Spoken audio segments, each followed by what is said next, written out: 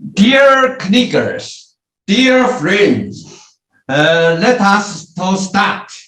At first, I take the honor to give a short introduction to Professor Gila and Professor Yong. This is a lecture of serious truth and human value. Professor Gila, she get his PhD from Columbia University. Her area of specialty, truth, epistemology, philosophy of logic. Her areas of competence, logic, language, metaphysics, analytical philosophy, cut. Her academic position, professor, Department of Philosophy, University of California at San Diego. She the general editor, editor-in-chief, syntax for 5 years. Now, he is one of editors of the Journal of Philosophy. He published several important books, Logical Consequences, Cambridge University Press, will be come out very soon. Epistemic Fraction, an essay on knowledge, truth, and logic, Oxford University Press. The Bounds of Logic, a generalized viewpoint, MIT. He just told me his last book, Human Truth and Human Value, and Epistemic Freedom also will be come out in forthcoming in Oxford University Press or Cambridge University Press. Also, he co-edited Between Logic and Intuition, essays in honor of Charles Parsons. This is her work, Epistemic Friction. I like it very much. I like this book.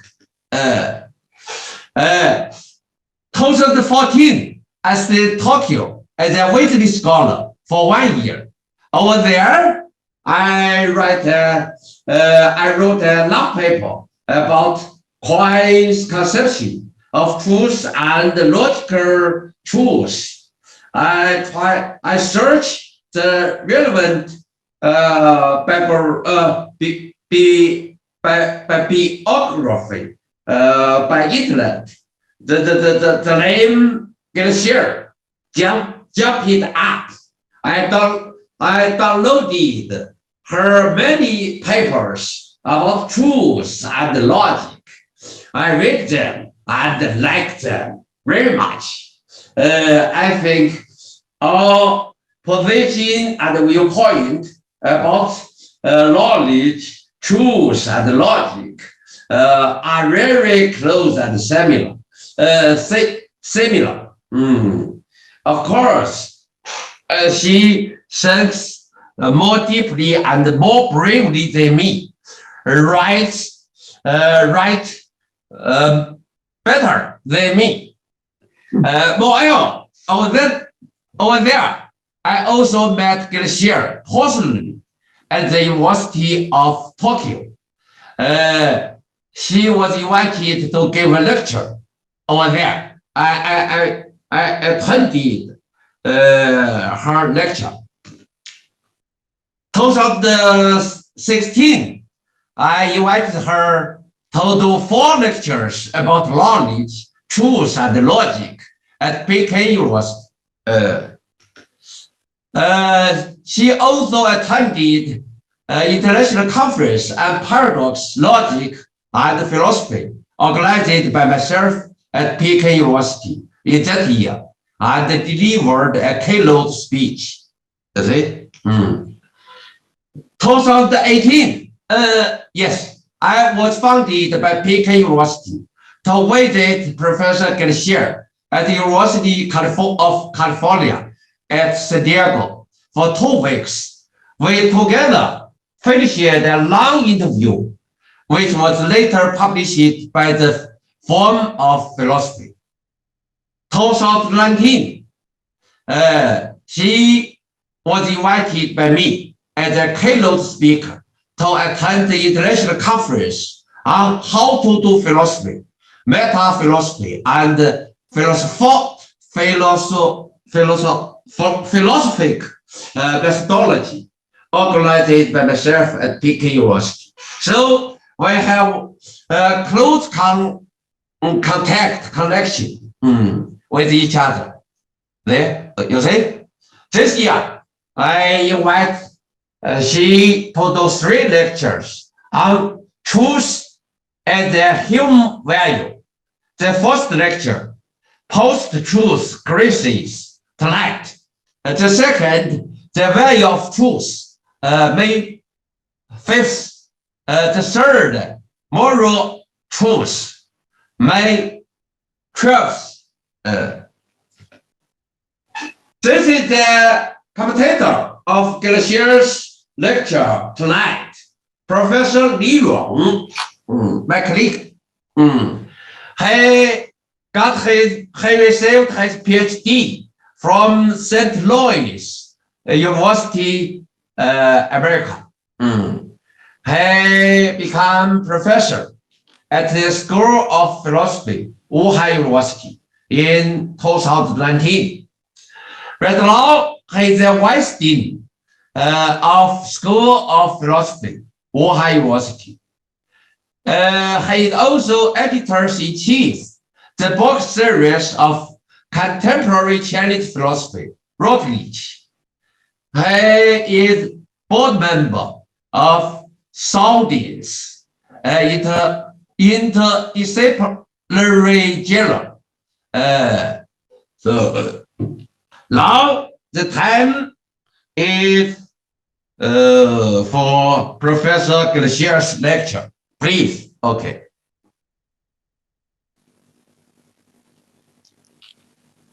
Okay, let me first say that I would like to thank Professor Chen for inviting me to give these lectures. And it is a great pleasure for me to be back in China, even if it's only on Zoom. And hopefully life will return to normal all over the world soon, and we will be able to meet in person.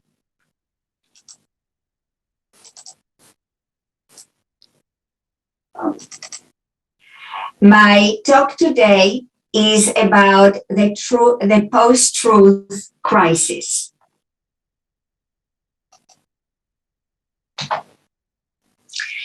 The post-truth crisis is a cluster of current phenomena, behaviors, attitudes, and views generated by the widespread denial of the role of truth as a regulating principle for human life.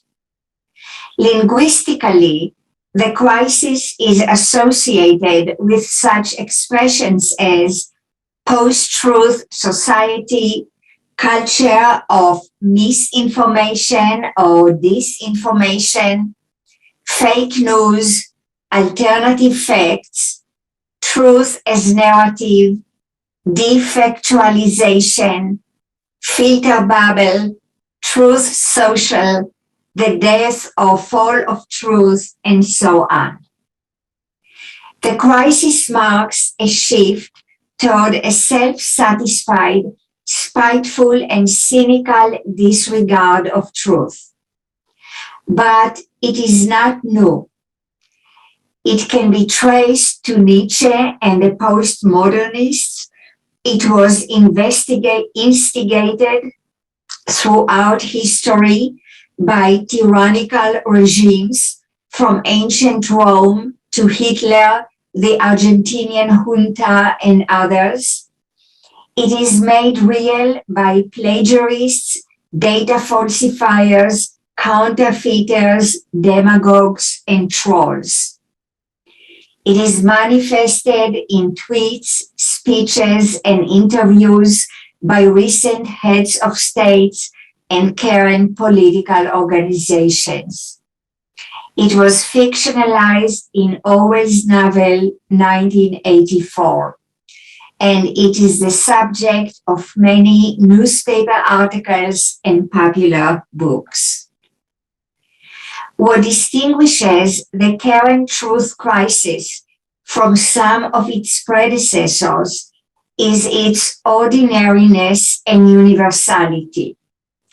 Ordinary, non-extreme life is losing hold of truth. Truth has fallen in the streets, in the words of the ancient prophet Isaiah. The most conspicuous displays of the post-truth crisis today are political, but the crisis permeates people's attitude to science, morality, economics, and other areas as well. Most alarmingly, the crisis brings with it existential dangers, including dangers to our individual survival and to the survival of our species. Three widely discussed examples of the post-truth crisis concern: one, climate change; two, the COVID-19 pandemic; and three, the 2020 US presidential election. The main form the crisis takes in these three cases is denial. Denying truth claims about climate change, the pandemic, and the presidential election, denying the truth matters, refusing to concern ourselves with truth at all. Another form the crisis takes is mis- and disinformation, knowingly transmitting false information and carelessly consuming such information. Like the most widely discussed vehicles of misinformation today are the media and the internet, the old-fashioned channels of influence like family and social conversations, speeches, and so on, also play a central role. But is what we are talking about a real crisis? After all, humans have always had a tendency to ignore the truth and even flat out lie. And they did that for many reasons, including material self-interest, gaining money at the expense of others, but also virtuous purposes, like protecting someone from the hurt and pain inflicted by knowledge of certain truth. For example, lying to a dying child about her imminent death. This common phenomenon of lying, someone might say, is hardly a crisis. Nor is it clear that there is one crisis rather than many. Essentially, one might say, people are denying this and that Earth is undergoing a climate change, that Biden won the election, and so on. But these are just many small, discrete crises concerning diverse matters rather than one big unified crisis. Furthermore, people might say, even if there is one crisis, there are reasons to believe that it is not a truth crisis, that what climate and COVID and Biden's victory deniers are denying is not truth. On the contrary, these deniers may be motivated by care for truth. Seeking the real truth about climate change, the pandemic, and the 2020 election, they refuse to uncritically follow the public opinion about it. The denial itself, someone might say, is not an attack on truth. It is a defense of truth, a response to the real crisis of truth, the crisis of truth of public opinion.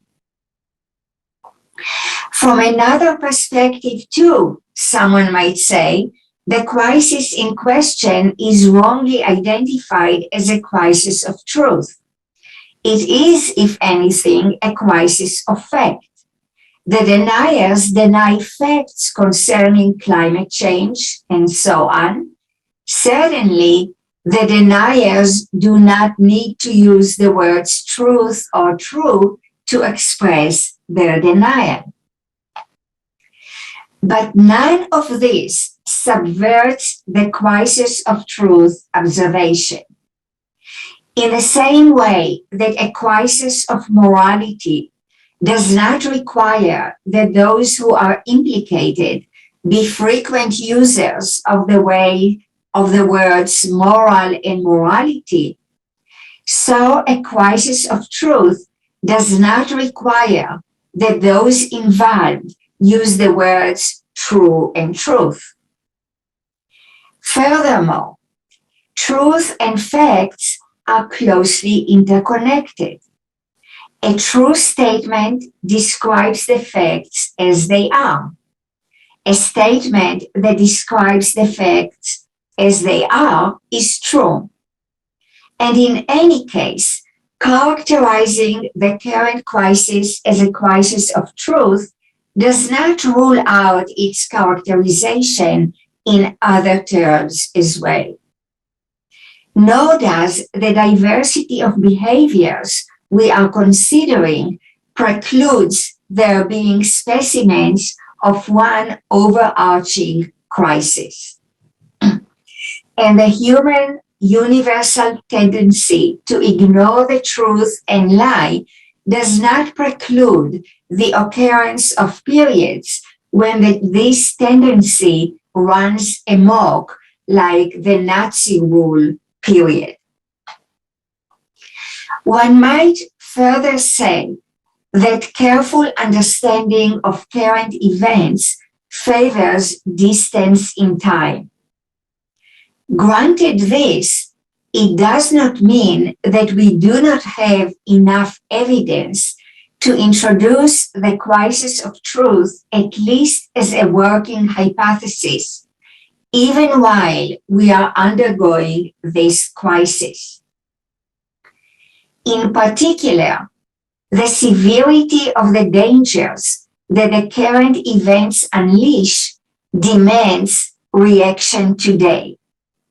We cannot renounce our responsibilities on the ground that ultimately only the future will tell what had to be done.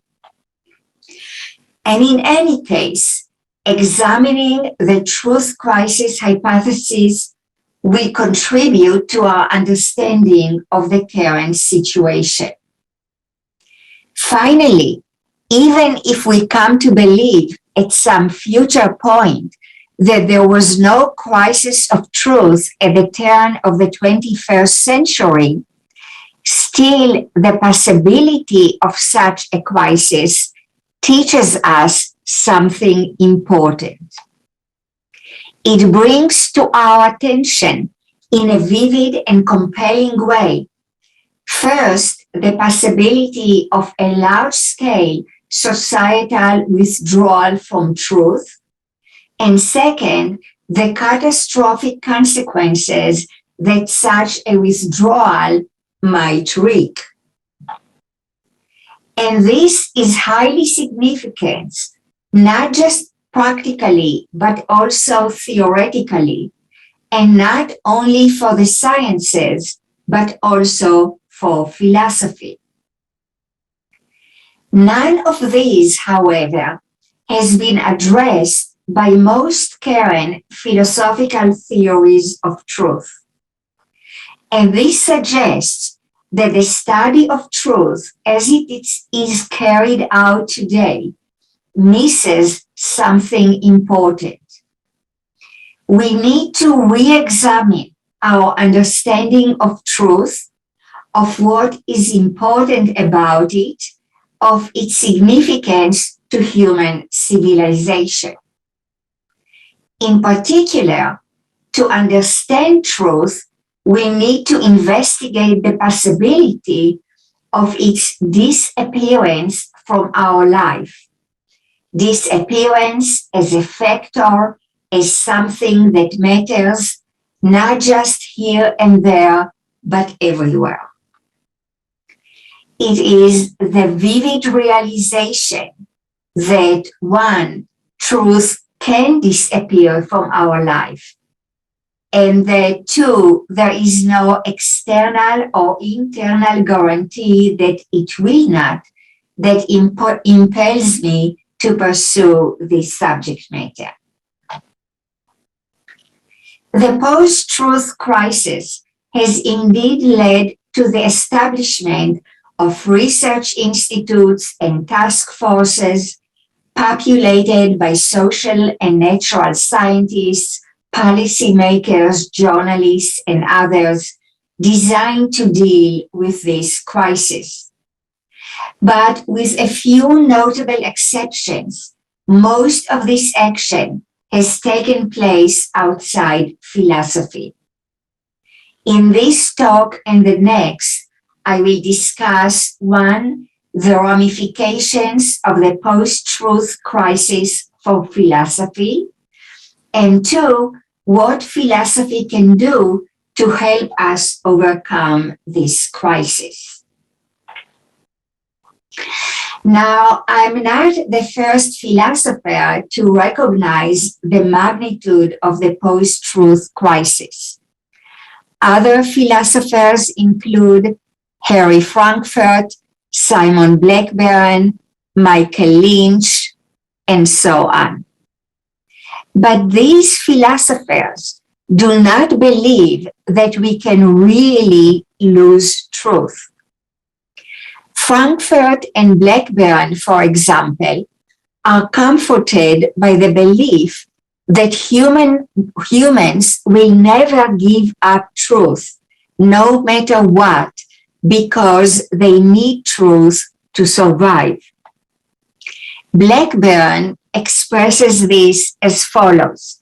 It is only insofar as I believe, that is, I take it to be true, that there is a bus bearing down on me, that I jump out of its path.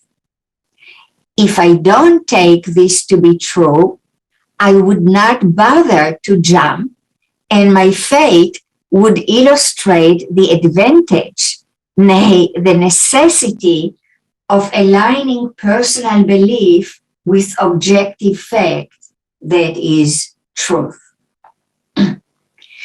But while this is true, I think that it does not capture what losing truth is primarily about. Losing truth is not the same thing as losing our survival instincts.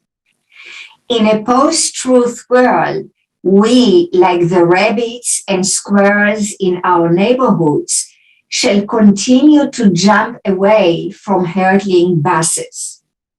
We shall continue to shun poisonous mushrooms.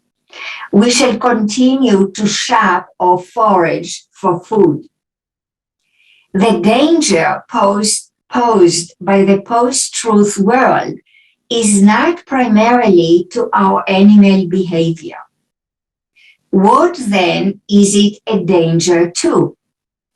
What would be lost in a post-truth world? What is the difference between life with and without truth? What does respect for truth contribute to human civilization, and how would human civilization be without it?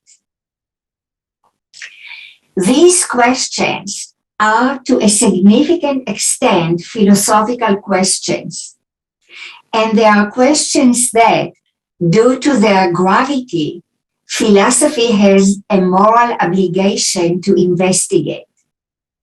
Philosophy in every era ought to address the main philosophical issues that arise in that era. And in the present era, where the anti-truth sentiment is widely spread, philosophy cannot ignore this issue. I would thus like to suggest that in light of the post-truth crisis, we need to pose a new adequacy condition on the philosophy of truth.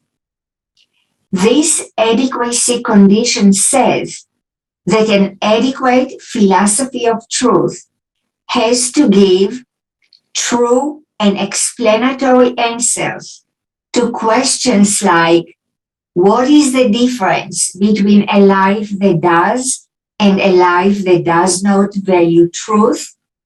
What is lost in a post-truth civilization? Where does philosophy stand today with respect to these questions?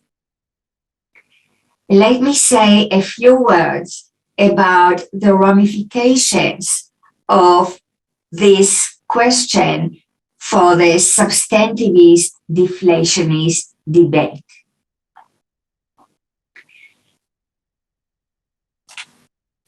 The most popular philosophy of truth today is deflationism, at least in the Anglo-American world. Identifying deflationism with Horwitz's version, it says that there is nothing more to truth than the trivial schema called the equivalence schema, which says that the proposition that S is true if and only if S. For example, snow is white is true if and only if snow is white. The sentence grass is green is true if and only if grass is green, etc. This, according to deflationism, is all that philosophy can and needs to say about truth.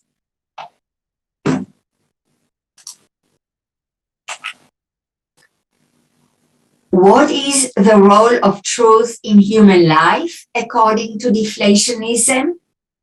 The only role of truth in our life, according to deflationism, is to do something that requires no more than the trivial equivalence schema. What is the role truth fulfills in our life then? The only role that truth fulfills in human life, according to deflationism, is to provide a technical device of endorsement and generalization, something that requires no more than the trivial equivalence schema. What does this mean? Suppose I'm an admirer of Immanuel Kant, which I am, and I endorse everything that Kant said about human knowledge, which I don't. But suppose I do.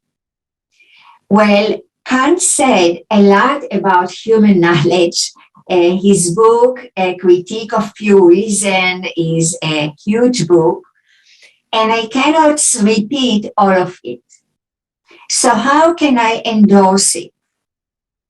Or maybe I'm an admirer of Albert Einstein, which I am too, and I endorse his special and general relativity theories, which I do. But I'm not a physicist, and I don't know all the details of these theories. Or suppose I want to assert the logical law of non-contradiction, but I don't know how to express it in full generality.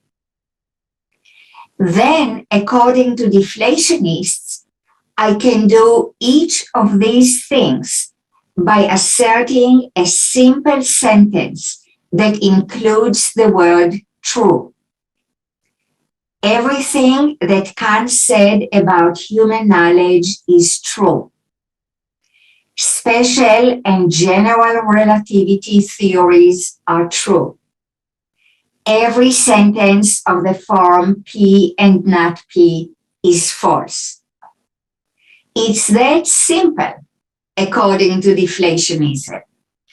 And this is the only way the truth contributes to human life. What is then the deflationist answer to the question, what do we lose when we lose truth? Its answer is, by losing truth, human civilization loses a useful technical device of endorsement and generalization. But this answer is clearly false. Indeed, it is absurd. It is false that what is lost in Orwell's dystopian society is the ability to use a certain technical device. That the problem with having a post-truth president, as we in the United States recently had, is his lack of mastery of this technical device. That the danger of human life civilization to human life and civilization, of rejecting truth, is forcing us to make do with other, possibly less convenient, devices of endorsement and generalization, such as substitutional quantification or quantifying over propositions, etc. Now, you may say that this is surely not what Paul Horwich thinks. Surely, Horwich does not think that the problem with a post-truth society is that it lacks a certain technical device of endorsement and generalization. And I'm sure you're right. Horwich will say that he did not have anything like the post-truth and disinformation crisis in mind when he argued for his deflationist conception of truth. But this, in my view, is just the problem. The problem is that highly intelligent philosophers like Horwich do not ask themselves what is really important about truth. The problem is that they do not put truth in the right perspective. They do not put it in the perspective of such events as the post-truth crisis or the breakdown of truth in Nazi Germany, or the lessons we learn from Orwell's cautionary novel, 1984. They don't see that true is more than just a predicate. The truth is more than just a noun like umbrella, a comparison actually made by Horwich. Deflationism lacks the resources for giving a true, let alone explanatory answer to the question of what we lose in a post-truth world. To give a true explanatory answer to this question, we need a substantive theory of truth. We need, what do I mean by substantive? We need a rich, complex theory that says something important rather than trivial about truth. We need a theory that provides a deep explanatory account of truth.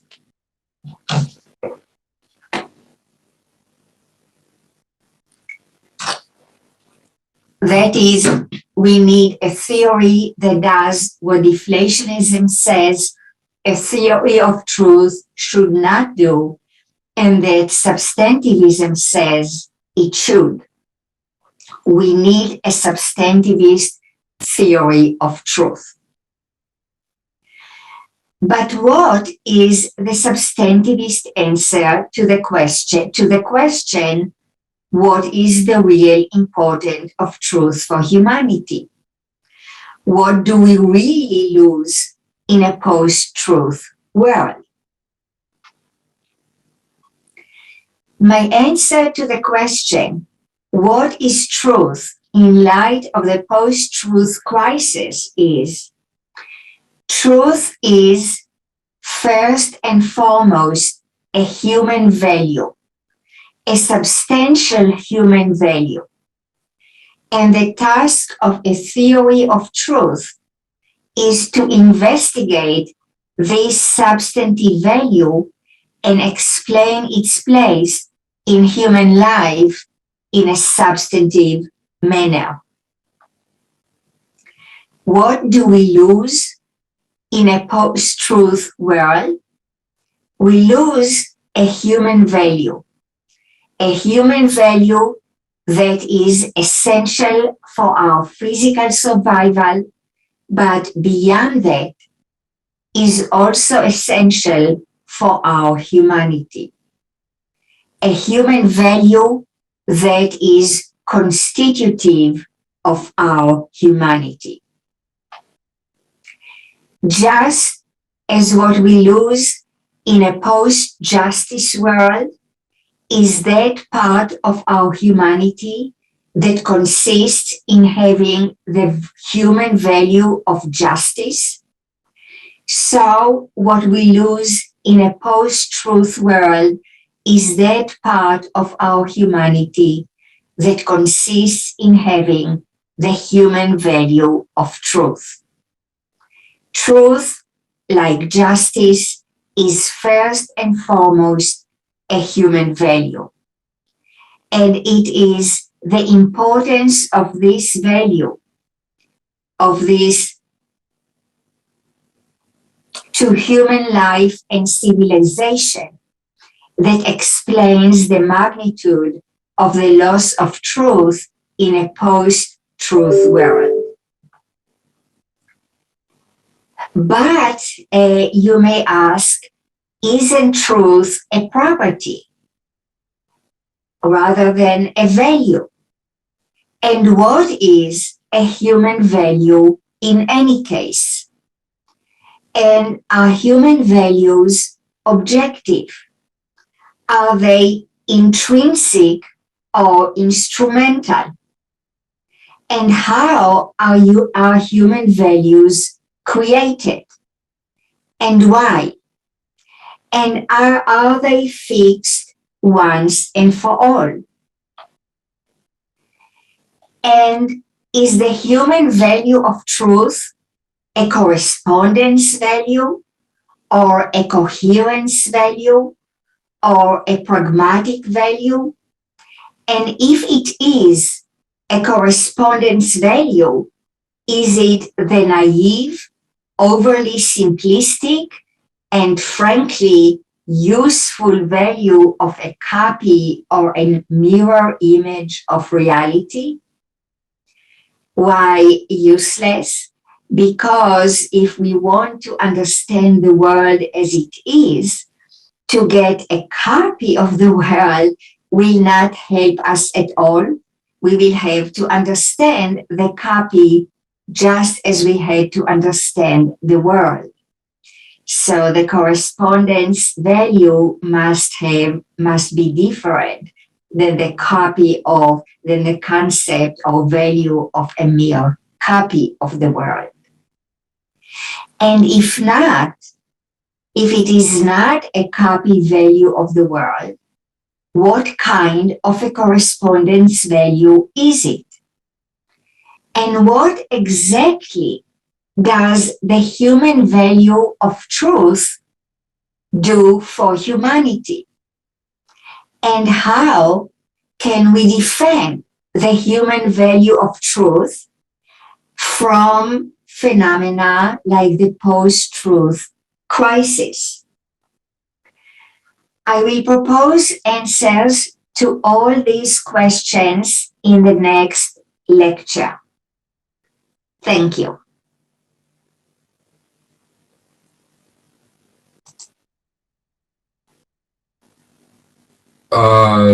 Professor Chen, should I? Yes. Okay. Thank you, Professor Sher, for giving this wonderful talk. It's very clear and very informative. So my comments will be based upon the paper that Professor Chen forwarded to me. So okay, let's see. So maybe some of the comments might be forward-looking, and also maybe you have already addressed the first couple questions. So I did make a PPT of my comments. So I will share the screen with you.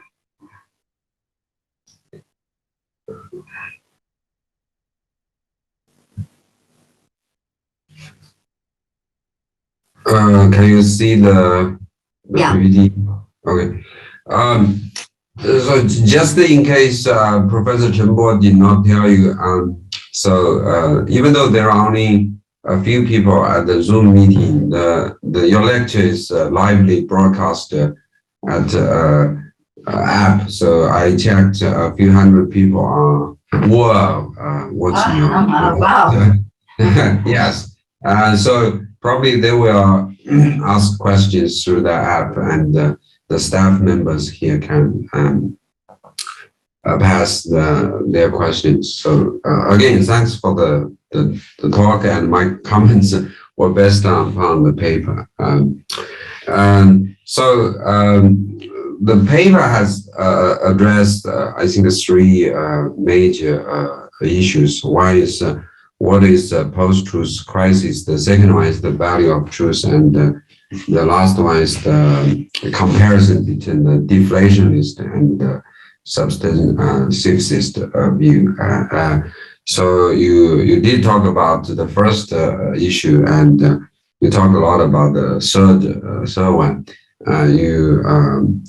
You introduced a bit about the second one. So I assume your next talk will be primarily about the second one. And unfortunately, a few of my questions about the second section. So you can decide whether to address the question about the second part. So here's my understanding the current context of post-truth crisis. So first, we are aware that social media has a very powerful platform for disinformation, and that's partly what makes the current situation a crisis. And there are, at least from our perspective, Trump was elected as a president, and also the UK voted for Brexit, or another expressions or results of this extreme political polarization, and a recent French presidential election was another result of this. So that's at least my understanding. Key features of the current context. And my understanding is, first, so there is a very strong relativism, skepticism, or nihilism in current moral and political domain. However, there is not apparent relative skepticism or nihilism in global scientific domain. So my understanding is there is a pretty unified views, say, on vaccination, about COVID, about climate change. So I will elaborate a bit about climate change later. So from my perspective, so the kind of relativism, skepticism, and nihilism in moral and political domain is not new. So it has been going around for a while in 20th century, and also it's more so in the past 2 decades. But the global scientific community is relatively non-skeptical, non-relatives, right? So here, based on these understandings, I have 2 questions about your elaboration about the post-truth crisis. The first one is, so besides social media as a powerful tool to spread false information nowadays, there has always been deep suspicion about moral and political truth throughout the last century. What makes the current situation a crisis globally rather than just a US and or UK crisis? Because in the first part of the lecture, you did address people's divided views about COVID and about climate change. But my understanding, that's a very US phenomenon in some sense. And that's an interesting question, right? Why, at least in US, people are still so deeply divided, right? But at least I don't see the current situation a global crisis. So maybe you can elaborate on that a bit.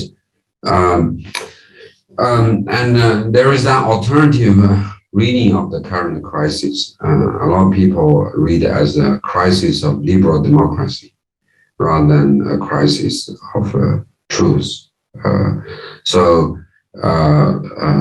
Another description of the current situation is people losing faith in public opinions rather than losing faith in truth. So at least in the presidential election last time, almost half of Americans voted for Donald Trump. So for many liberals or for many intellectuals, at least that phenomenon shows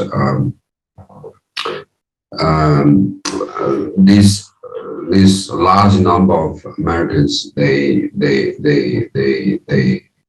are not, they do not see, I mean, they don't have the correct views about what's politically right for US. And that's frightening because in general, it believes public opinions are reliable indicators of right views.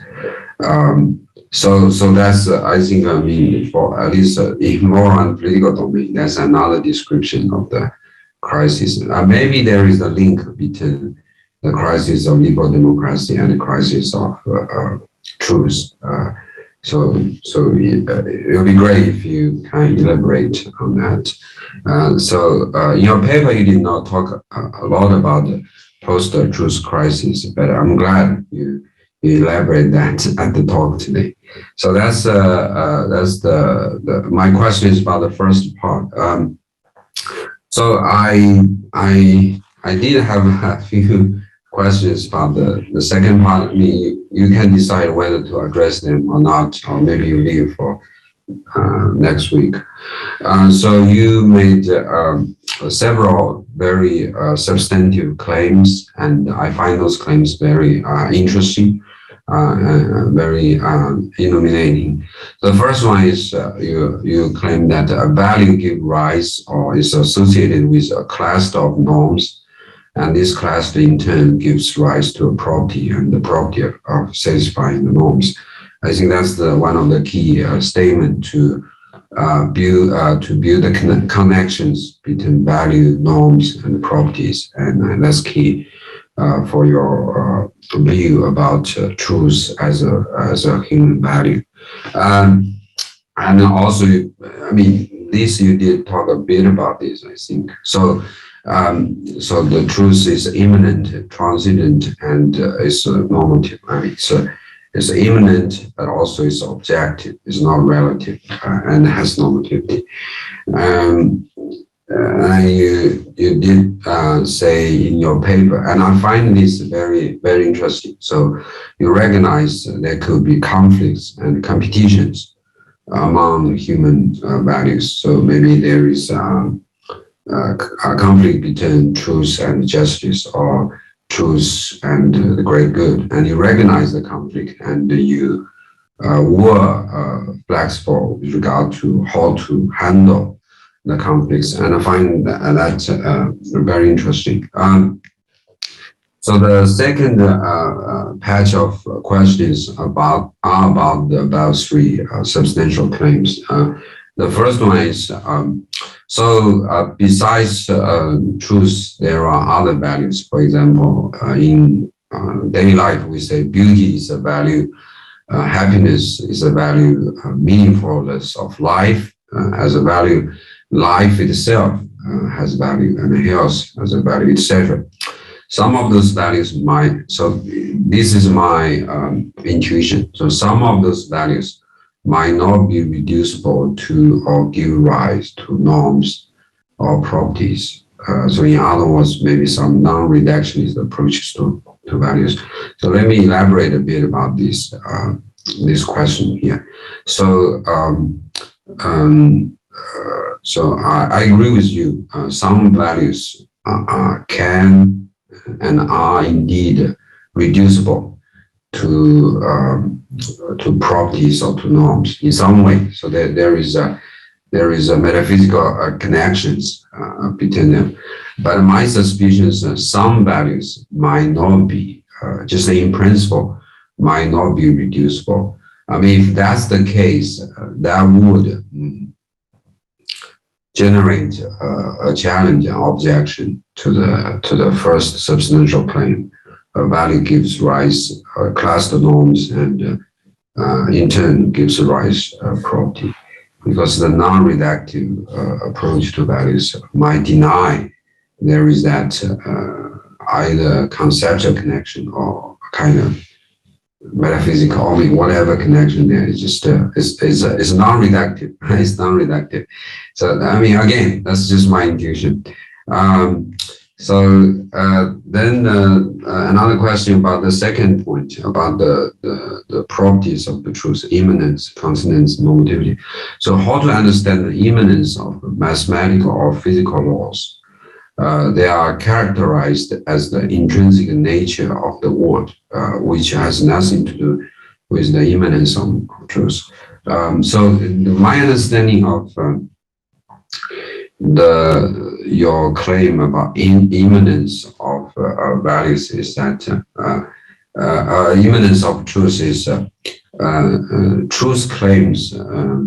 They are first and foremost are kind of ideas or thoughts or beliefs, right? They are internal to us. They are, in that sense, they are immanent, right? but at least from some professional scientists or mathematicians or logicians understanding of mathematical or physical laws, those are kind of external to us in some sense. I mean, we can cognize those laws, but in essence, they are not immanent to us, right? They are out there. They are part of the universe, right? So, right. So I think that you might find a way to bridge these two, but I think that at least there is some tension. It might create a problem for your second claim. Then the last one. So the last one also very interesting. You said in your paper, and certain situations saying what is false may be preferable to telling the truth. So I like that claim. I think it's a very rare for analytical philosophers to recognize this.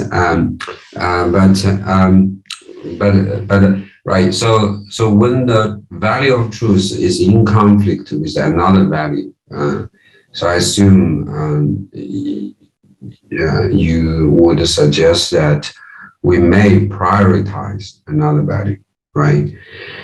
So, my first question is, right, is there a truth underlying the above choice? So, right, so why we prioritize another value in that particular situation, right? It's not arbitrary, right? It should not be arbitrary choice. It's the right choice, right? Is there a truth, right? So there are two possible answers here. One is if there is a truth underlying the above choice, then it would mean that truth is after all the most important value, right? Right? That would conflict with, I mean, you can make the distinction like a first order truth, the second order truth we are talking about. The question is about the second order truth, right? But again, there seems to be some complication and tension there. My understanding is you may commit to the first answer. You may think there is a truth after all, and truth is the most important value. Right. However, if there is not a truth, right, underlying the above choice, when there is conflict between truth and other values, this would mean that the choice of values is relative, right? So, however, the latter option seems to conflict with our intuition about truth. Right. So again, the second patch of questions are forward-looking. You can choose not to address them today. So those are my questions. I have to confess, I'm not an epistemologist. I do moral theory, but I always worship people doing epistemology. So thank you for this great talk.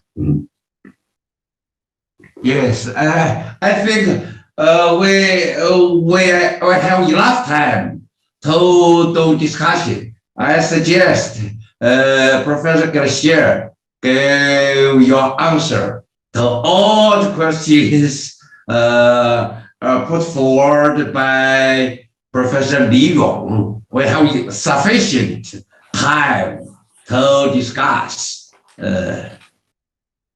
I have no problem. Okay, so first I would like to thank Yong for really interesting and good questions, and I'm really looking forward to talk about them. May I ask you first, what is your main field in philosophy? My primary area is normative ethics, but I was in graduate school. I was trained as epistemologist. So I took a lot of courses with John Greco in Louis, but now he's moving to Georgetown. But when I wrote my dissertation, my supervisor was Elinor Stump. So I find out epistemology is so interesting, but I'm not capable of doing epistemology. It's just too hard for me. So I switched to normative ethics. But my approach to normative ethics is in a comparative approach. So I bring a lot of Confucian traditions to discuss those important normative ethical issues. I see. Thank you. Okay, so let me try to address your questions. Okay, so your first question was, is it really a global crisis? Or is it just mainly a US-UK crisis? And in particular, you said that over the world, across the world, there are quite agreement about the COVID crisis and also the climate change crisis.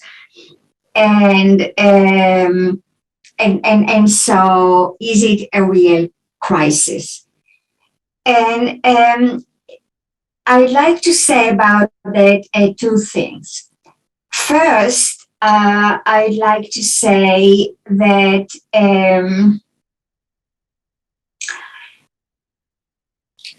it is true that there's more agreement in the world outside the United States about the COVID crisis, but we still see all over the world, especially in Europe, and many people object to wearing masks and to having full immunization. And so I think it is a little bit broader. Concerning the climate crisis, there is, I think, a question what it means to accept the climate crisis. So that people might say, yes, there's global warming, and some might say or deny then that it's due to human activity. But there's also a question of what the world is, people in the world, all over the world, are willing to do about it. And I think that if you judge what people are willing to do about it, you see that there's less actually acceptance of the truth of this and the full ramifications of global warming, and willingness to translate it into action and actually do what has to be done, which is by no means trivial, about it. There's also within philosophy itself, both the postmodernist movement, but also the movement in philosophy of science, for example, that, sort of began or reached some kind of an apex in Thomas Kuhn discussion of scientific revolutions, and in particular a historical and sociological perspective on the development of science, and emphasis that scientists are not really concerned so much about truth. They are concerned about the approval of their colleagues, about publications, about prizes, about, human relationships, which do not always coincide with truth. And so this, I think, is also very significant. And I see this part of the reaction, part of the phenomenon of doubting scientific truth, or at least not putting it as something which is very important in doing science. But even more than that, I would like to say that,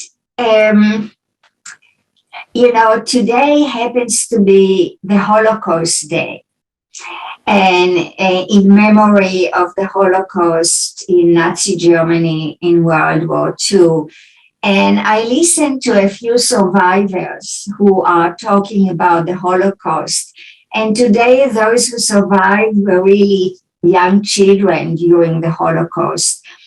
And one of the things that they say is that it is so important that people will know about it so that it will not happen again. And I think that, at least for me, both as a human being and as a philosopher, I think that even if the post-truth crisis is somewhat limited in its scope throughout the world, just the fact that it arose, even if mainly in the United States and Britain, is an opportunity and also an obligation for us to think about it and to ask whether human civilization is such that it is possible for humans one day to give up the value of truth in a very significant way and throughout the world. And it's especially important today because of the globalization, so that today we can really talk about human civilization and not just Western and Eastern and so on. And it seems to me, having thought about this, I was disturbed by the fact that philosophers, professional philosophers, don't address anything like that. And that they don't ask themselves the question whether we can just take truth for granted and ask some technical questions about the predicate of truth and about things like that, but not really ask what is the real importance of truth for human beings. And I think one good way and important way of asking this is asking what would happen if this were lost. And is it possible for human civilization to go in a direction where it will be lost? And if not, why? And then, especially if you look at history, if you look, for example, at Nazi Germany, when there was a complete loss of respect to truth, you see that something like this can happen and can have disastrous consequences. And we also are all aware that if the world doesn't do what has to be done to limit or prevent or at least limit climate change, this can be the end of life on Earth, and including life of our species and our civilization. And so I think that this is just the possibility that this will happen is a very important philosophical question, and that at least I became exposed to it largely through the current worries that we have. And here in the United States, it is extremely worrisome and disturbing to see how, intelligent people and people who have very important positions in the public life, like a former president and senators and congressmen, simply don't treat truth as if it's important at all. You're actually praised to lie than to insist on the truth in many circles. And also being exposed to all the conspiracy theories and so on, you actually see that it is not essential for people to care about truth and not to just even enjoy and spitefully, reject truth. So the question whether this is possible for humans or not, I think, is a very important question, both humanly and philosophically. And I think it's a question that philosophy, if it wants to relate to what is really most important about humanity, has to address it, and especially in its study of truth, a study that has both an epistemic dimension and a moral dimension, actually the two areas that you are interested in, and I'm too. And so for that reason, it seems to me what I want to emphasize is the importance of thinking about it and investigating this possibility and realizing that an understanding of truth that focuses just on the technicalities, for example, you can use the truth predicate to do things like generalization, is so far from what is really at stake when we are talking about truth. So that is my answer to your first question.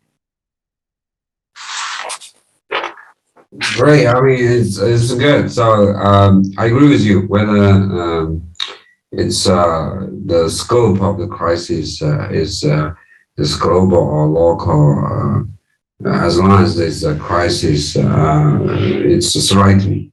It's not good. Can I just have a quick follow-up? So I was thinking. So there are, I mean, there could be two different understanding of the causal connections between the crisis and the understanding of truth. One pattern is what you are proposing here. So because we lose truth as a value, then we have a crisis. Mm-hmm. Right. Another pattern is the losing the value of the truth as a value is the result of the crisis rather than the cause of the crisis. So it both sounds interesting to me. I mean, you are saying, right, we're losing truth as a value is the reason for the crisis. Now let's rediscover or let's clarify that, reaffirming that, so people recognize truth is a human good, is a value, is an immanent but transcendent and objective value. It's like a health, it's like a justice, right? So we should recognize it's a key core position in human life in any situation, whether globalization, right, or not. We should retain that in our life. But if you take the other pattern, right, the losing truth as value is a result of the crisis. If that's the case, we should dig into and find out what really caused the crisis, right? To cure the crisis. because the result of the crisis is not just losing the truth as value. There are many other political polarization, right? We say political realism becomes very popular in domestic and global globally. So people lose the value of justice too. People see like a recent U.S. withdrawal from Afghanistan, right? So people see the idea of liberty, the idea of democracy, the idea of human rights, side steps for national interest, right? So that could be a result of this crisis too. So do you have any thoughts on? I mean, for the second model, like if losing truth as a value is the result of the crisis, what really caused the crisis? Yeah, I fully agree with you. I think that thinking about the crisis in terms of losing a very important human value, on the one hand, helps you to understand both, what is happening, what is at stake.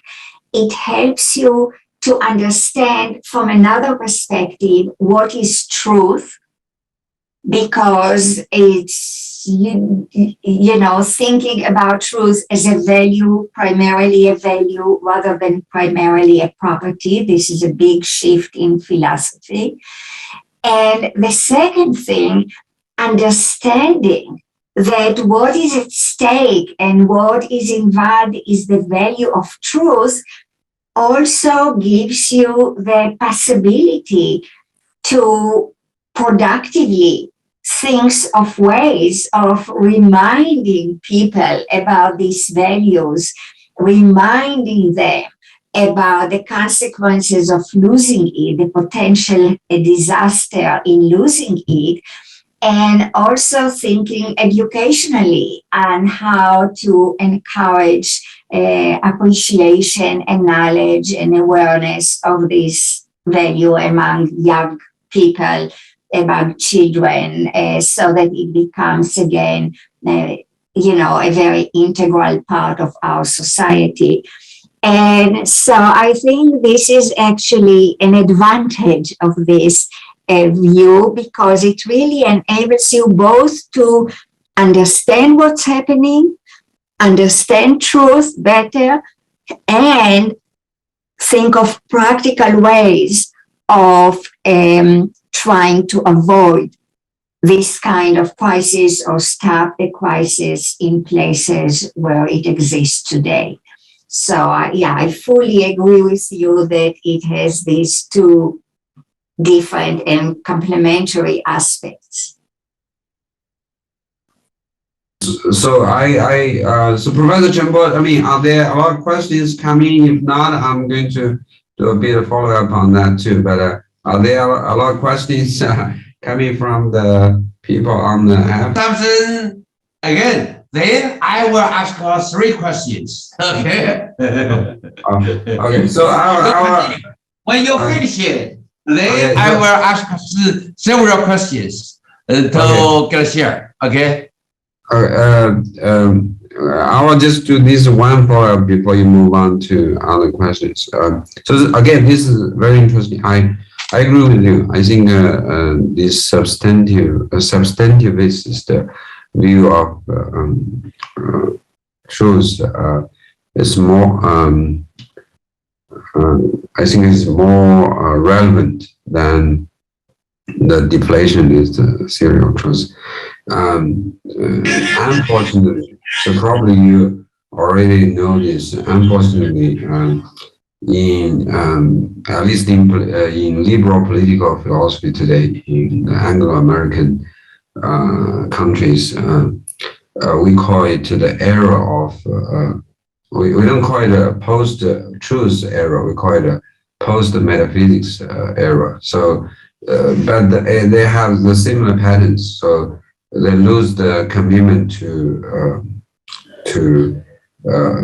comprehensive doctrines, to the traditional understanding of a good life. So they switch to the contractarian understanding of justice, of good life, of good society. So they give up the comprehensive doctrine. In a sense, they give up truth in building a just society. So either you have a just society based upon consensus or based upon conjecture. So do you have any thoughts on that? I mean, right. So it seems they also give up the truth as a value in discussing what's politically right and politically wrong. Yeah, I think that first, deflationism in the Anglo-American world really goes beyond truth. And, you have books like that of Amy Thompson, How to Make Ontology Easy, and things like this. And you have deflationists in ethics, you have deflationists everywhere. And I'm very much bothered by that, because I think it is it's an expression of refusing to engage seriously with serious philosophical questions. And it's a form of philosophical skepticism. And I myself believe that philosophical questions are difficult and that we are fallible, and there is no absolute and final answers. But I think that just as in science and mathematics, we can make real progress in philosophy, and that we ought to engage seriously with these questions in the spirit of problem solving, and that in addition to this, we have a moral obligation to do that with certain questions that are, are relevant to human civilization. And so I share your view. And in fact, one of the things that interest me and that I will talk about next time is that, thinking about truth as a human value brings you to a new perspective on human values in general. Usually you think about them only by thinking about moral values. But if you think about truth, even epistemic truth, not just from the point of view of morality, don't tell lies, but from the point of view of epistemology, then it really expands your understanding of human values in general, and I think can also contribute to moral questions, moral values, and values in other fields. So yes, I fully agree with you. Okay, I will stop. I see Professor Wang now. I'd like to ask a question. So thank you. I assume Professor Sher, you are going to leave the second batch of questions to next week. Is that the plan? Or? Yeah. Okay. Okay. Yeah, definitely. I really want to respond to these questions. I take the advantage of my chairship. I like to ask 3 questions. Okay. Very interesting talk. Very important issue. But I have 3 questions. The first is why the post-crisis is so popular, so globally, so widely happen. I agree with you there is a post-truth crisis. The public lost their trust in intellectuals, in knowledge authority, in media. When some event happens, they give easy explanation by themselves. For example, conspiracy, very popular everywhere. They say what they like to say. They hear what they like to hear. They disregard the real situation of the events. They imagine something. They put their standpoint at first. Why so popular? This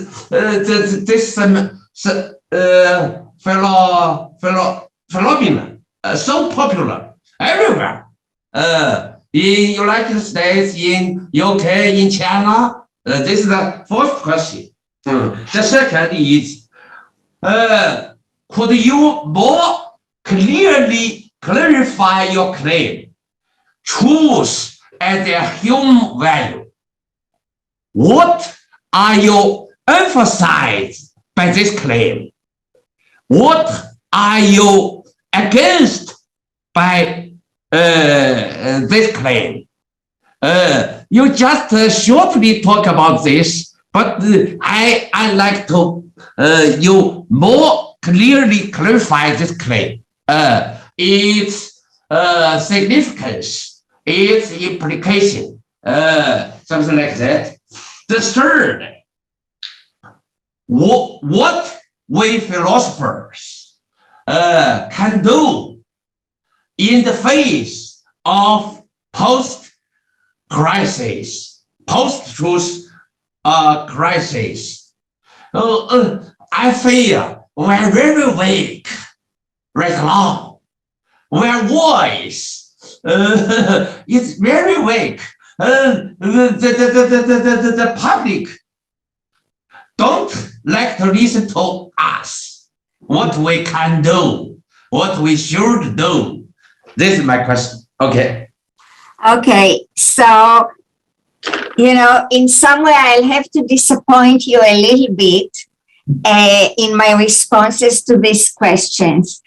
With regard to the first question, I mean, you actually think that there is a widespread post-truth crisis in the world, and that this attitude of post-truth is extremely popular, and that in some way it involves, among other things, anti-intellectualism and distrust and disrespect of intellectuals, and that, conspiracy theories in some way are almost like a game. It's not serious. You can just come up with any fantastic stories that explain what happens, and they are just as good as serious investigations of what's happening.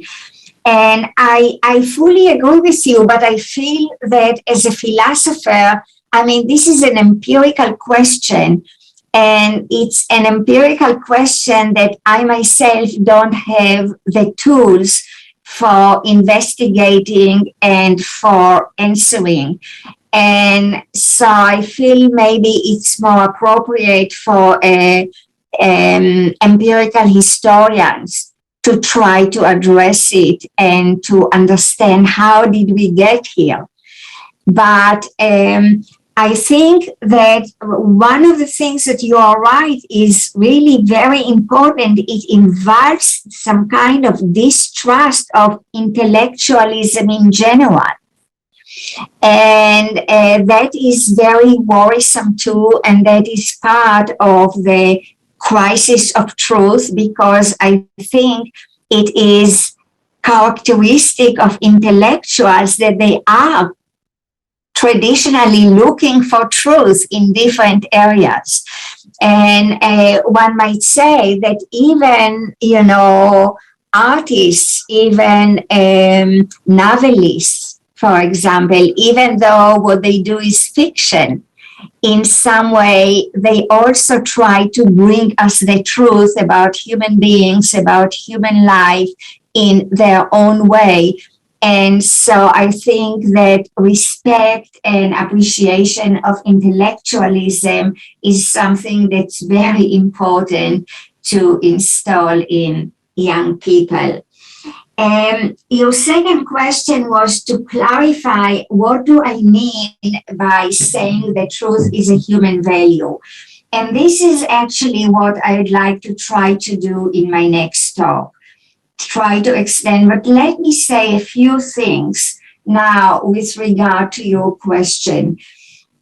One of the things that are very important for me is that if you look at human civilization, you see that on the one hand, we are an animal species and we have certain needs of survival and well-beings, and many naturalist philosophers today and scientists try to explain things like truth and morality in evolutionary terms and in terms of the need to survive and to flourish. But I think that it's very important to remember that human life has another aspect as well, and that human beings have a certain vision of what it is to be human, of what our humanity consists in. And if we lost this vision, animals in general don't appear to show that they have anything like such a vision. And I think that if humans lost this vision, their life would change dramatically, and it will be a loss of something very valuable and very worthwhile.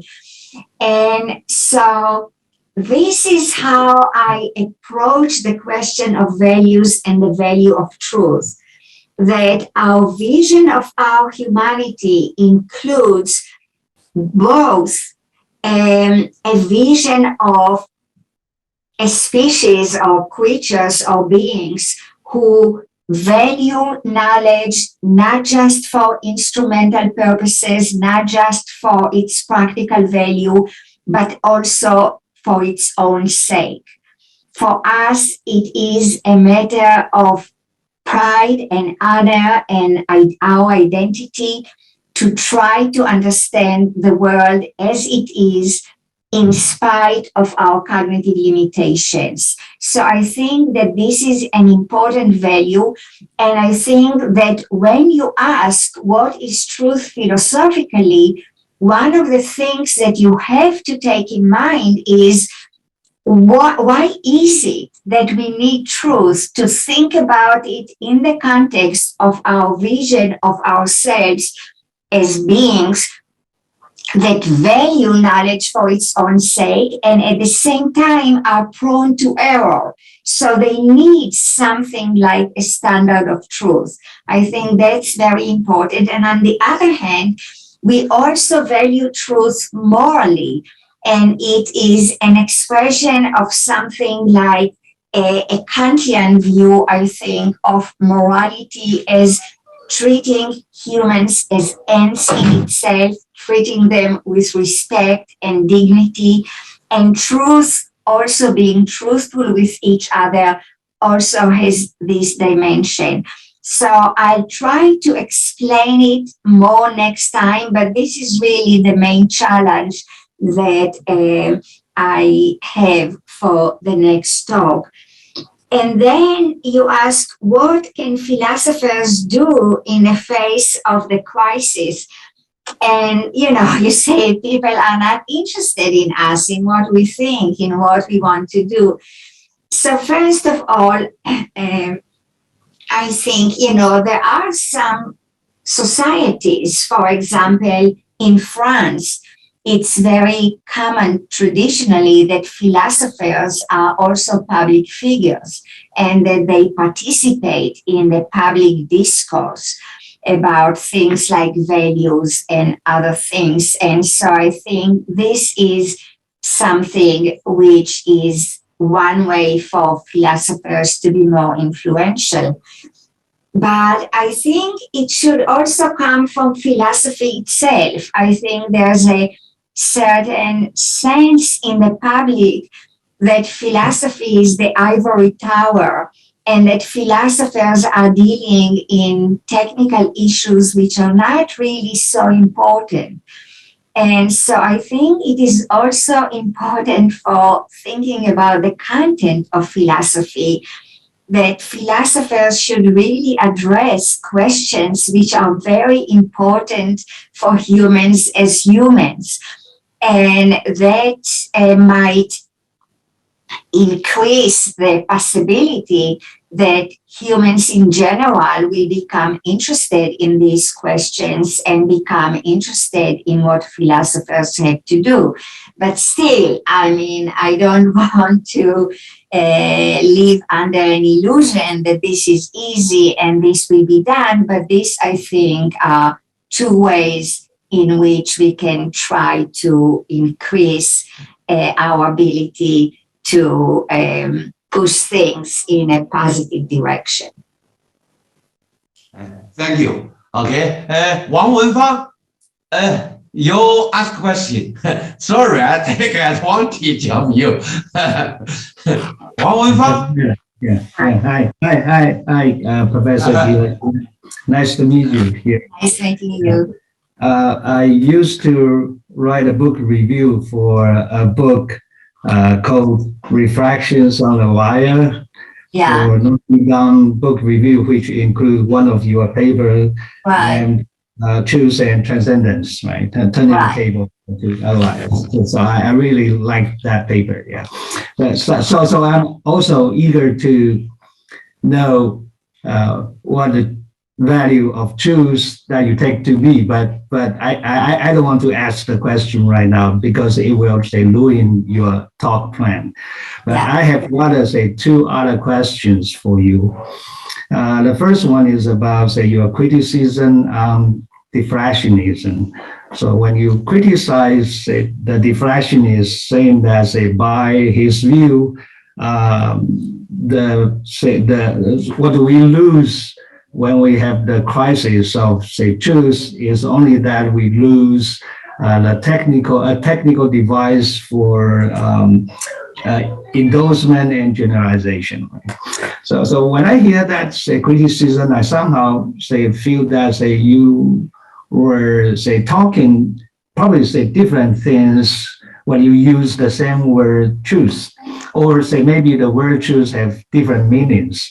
So there is a meaning for we might call it deflationist truth, and there may be another meaning of truth, the word truth, which that you are talking about, and I somehow feel that it's better to describe the so-called crisis of truth as the crisis of maybe honesty or sincerity.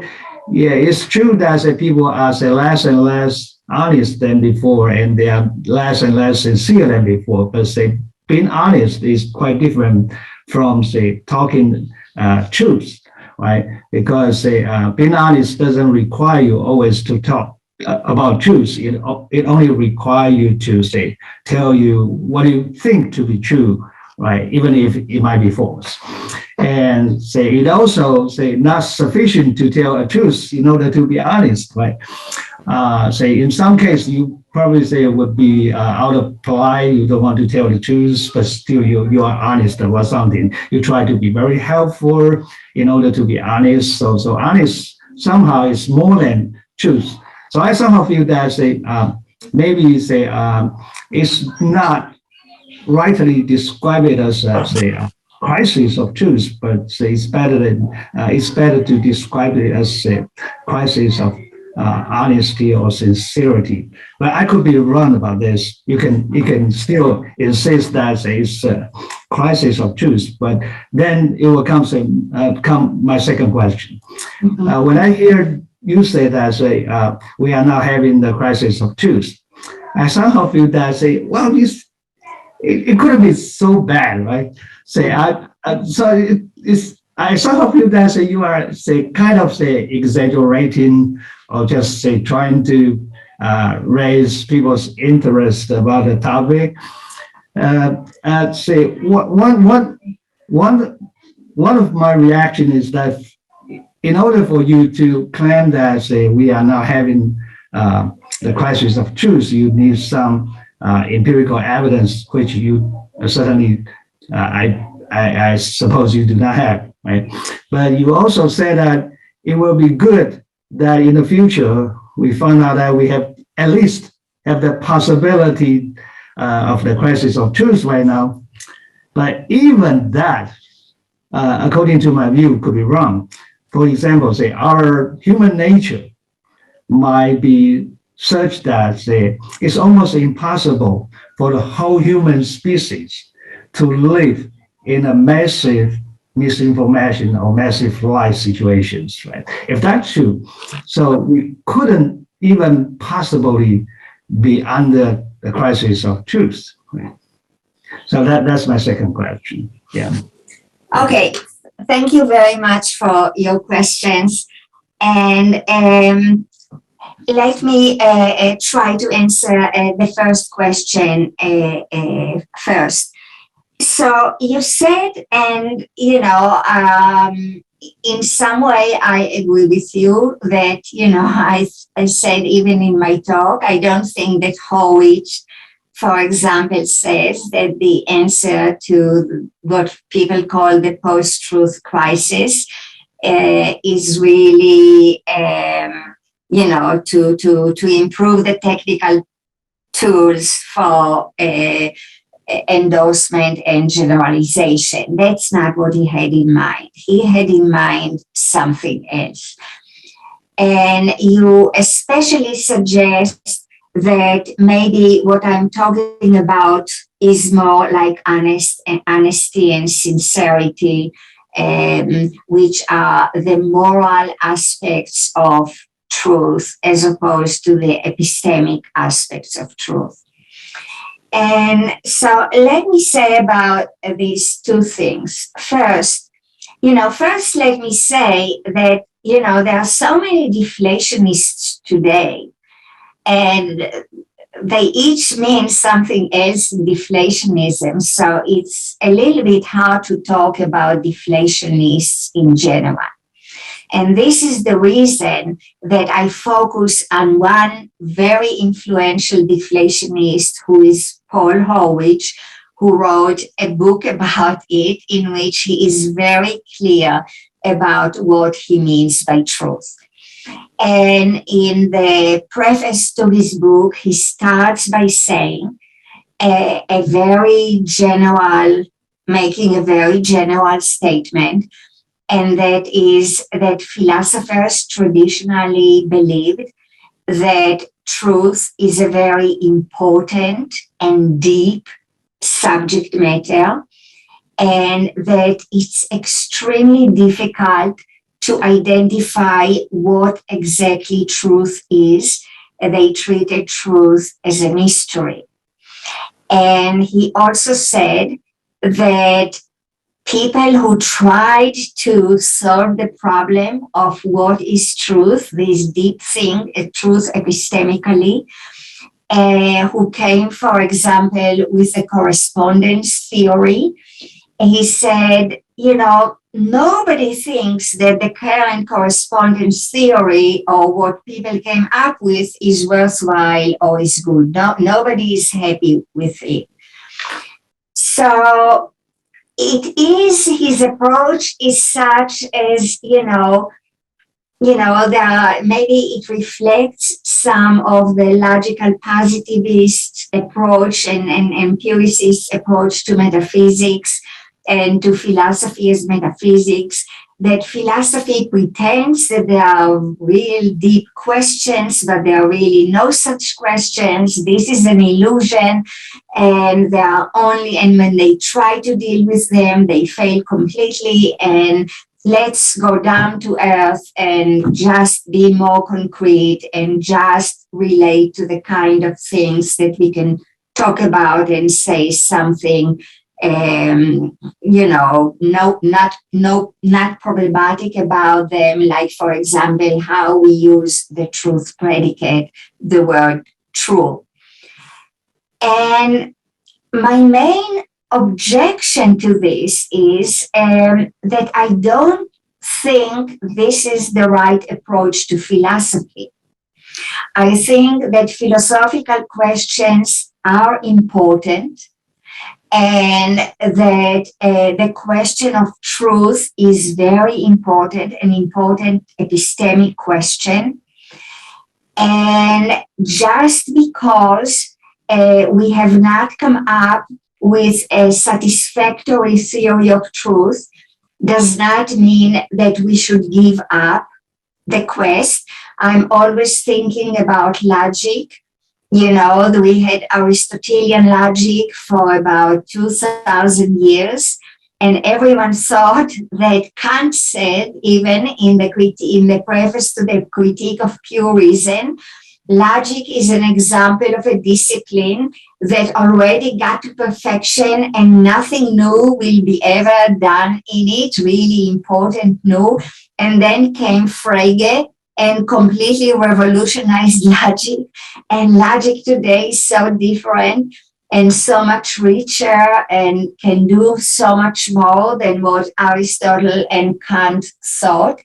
And I think that this is also possible for a topic like truth. Just the fact that we have not arrived at a satisfactory a solution to the problems of truth does not mean that there are not real problems and that we will not be able to come to it. And I especially disagree with Horwich's approach to the correspondence theory of truth. I fully agree with him, and I said it in this talk, that the traditional view that truth is correspondence means that true statements have to be a copy of reality is unsatisfactory, and I think it's even useless. But I think it is possible to come up with much more open-minded and actually investigate how truth is used in knowledge in different fields, in the sciences, in physics on the one hand, in mathematics on the other hand, in ethics in the third place, and really investigate how it is used without committing ourselves to the traditional formulas which are really useless. And so I look at this more as a challenge. And I think it's a challenge that can be met. And I myself have tried to say some things about it and meet it in part in ways that I think are worth considering. And so I completely disagree with this defeatist attitude. We have not succeeded until now. Let's just give it up completely. And so this is what I would say about that. And about your second claim that I'm exaggerating about the crisis of truth. So in a certain way, I'm fully aware of it. In the United States today, in the circles where I am, people always talk about how terrible things are and how terrible the situation in the world is, and where are we going and what will happen. And when I think about this, I think I go back to the Holocaust and to Nazi Germany. And I think, what we have today is so much better than what they had then. I mean, that was real hell on earth. And what we have now is not the same things. And we have to put it in perspective. So I fully agree with you about that. But at the same time, I think that it is very important for humans to really think about and investigate and understand and appreciate both the human situation, both practically and intellectually. And also, one of the lessons that I learned from what happened then is that very bad things can happen. And maybe unlike you, for me, it's really an open question whether humanity is bound, is certain, is guaranteed to continue having the basic human values, including truth.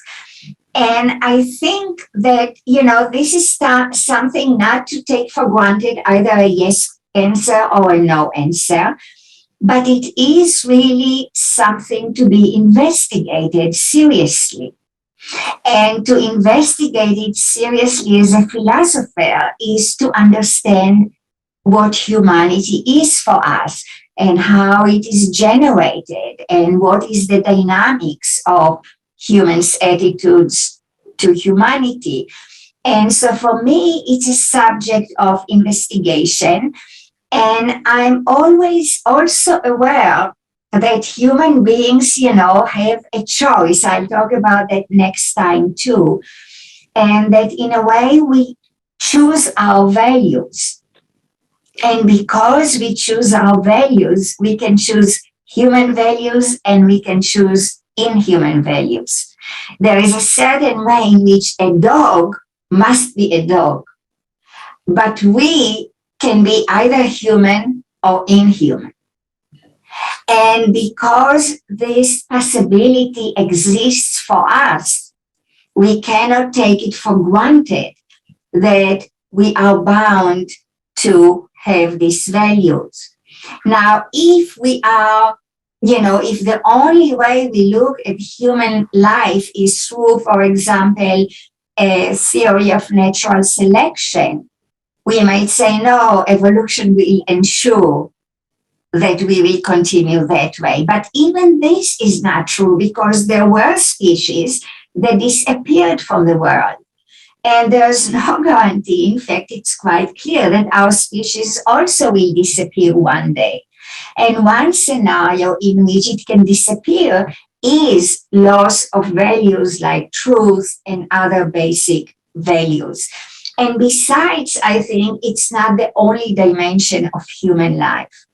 And so while I agree with you that, we have to put things in perspective, and there were times which are much worse than our times, still, I'm concerned about the future of humanity. And I think also I want to understand humanity.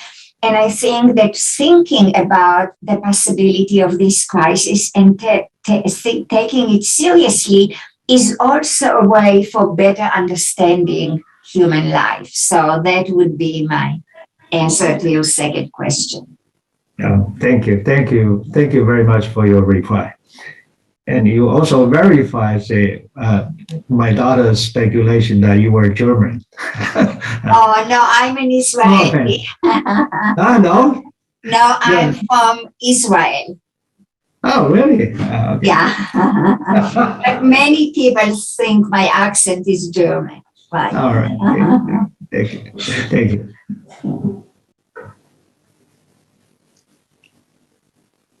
Yeah. No. 建章生，你不在这儿吗？你建章。Oh, okay. Mr. Okay. Oh, yeah, okay. Yeah, Professor Sher. Yeah. Yeah, nice to meet you again. Nice to meet you. We met once in Chenbo hold the conference in Beida. Okay.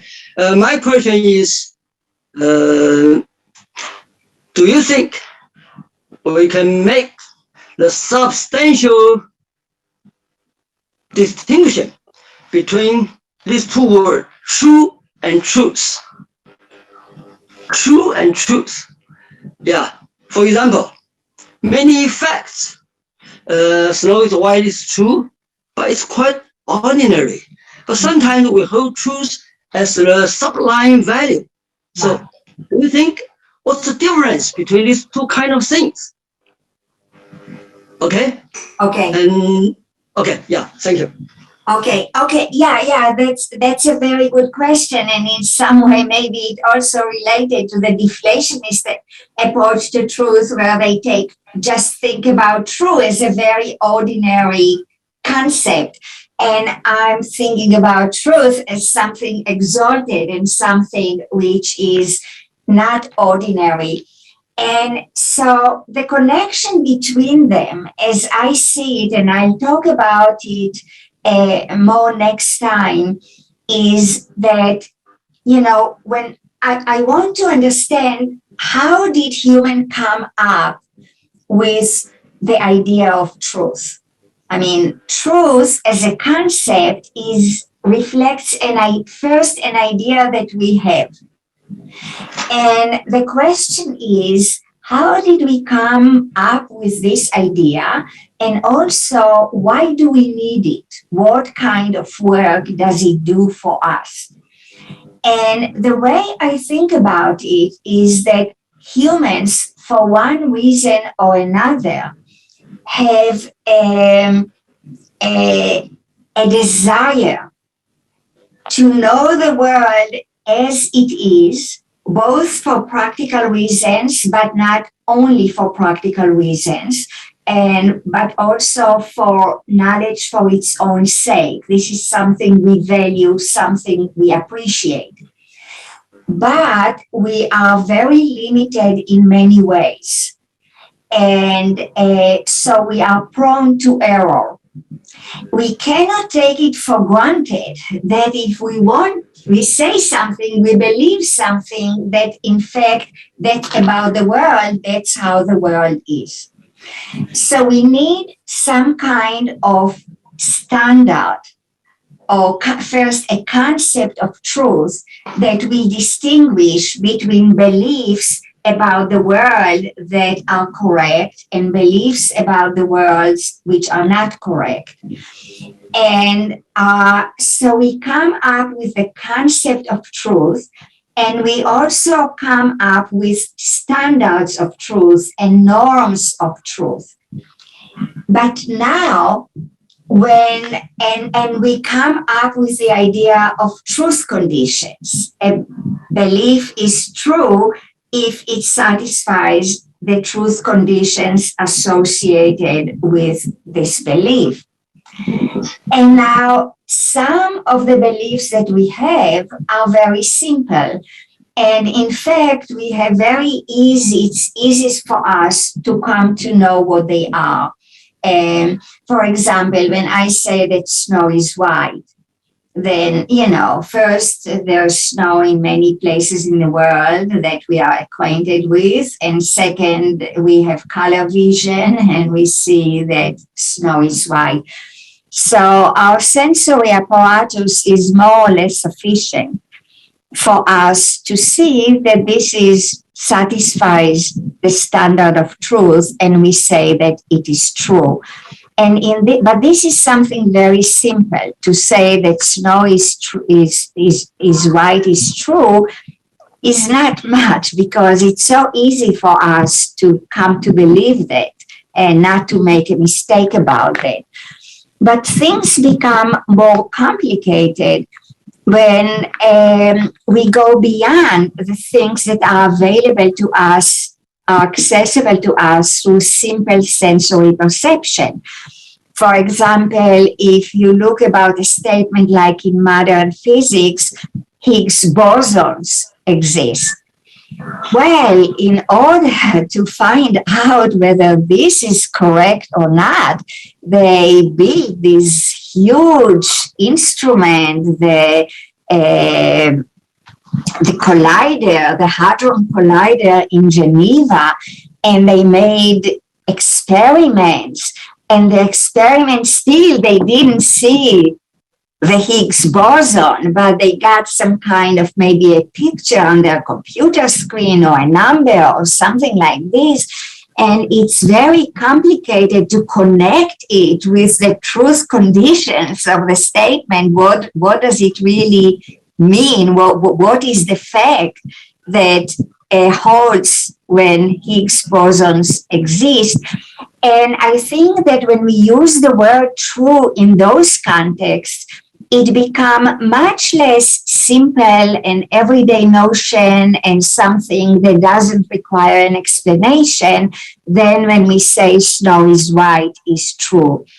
And so I would say that, truth reflects our, in a certain way, exalted desire for knowledge for its own sake, which is not something that can be explained just by evolution and by survival, a sense of survival, instinct for survival. But it comes together. I mean, on the one hand, the human civilization or human species is such that it has both very mundane interests and it has also non-mundane interests, and they are part of what we are, and so they come together. And so the concept true in some cases is very simple and there's nothing special about it, but in another context it does become something special that is connected to the idea of truth. And so I think it is really these two aspects of human life in general, that on the one hand, we are interested in the physical, material aspect of life, and in another, in the mind, in the cultural, in the intellectual aspect of life, that come together in values like truth and good and so on. And so these words have, a range of meanings, sometimes very simple and sometimes going beyond the very simple. That's how I tend to think about it. Thank you. Okay. I would like to, in addition, I would like to talk, because I say very briefly, so maybe I think, to my understanding, you try to make it distinguish two things. Is difficulty makes the unordinary truth. Yeah, this is in epistemology term. But what concerns me is like such sentence in American Independent Manifestation said, "We held the following truths as self-evident: the human are created equal." So here, truth is not a fact. Yeah, human not equal, always never equal, but we hold the following truth. This is what I mean, truth. Yeah, maybe I would like to the scientific one and humanistic one. This is the point. Sorry, I didn't make it very clear before. I don't know if we don't have time, maybe. I'll say one sentence. I fully agree with you. And I think also the former speaker also asked me, well, maybe what you mean is honesty and not simple truth.